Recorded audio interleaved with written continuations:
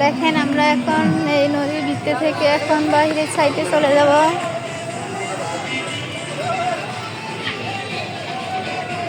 দেখেন কত সুন্দর গাছ, পানি, সাইডে কত সুন্দর বাড়ি।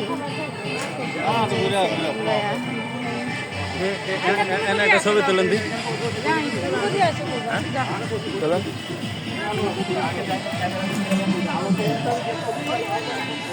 আমি একটু বই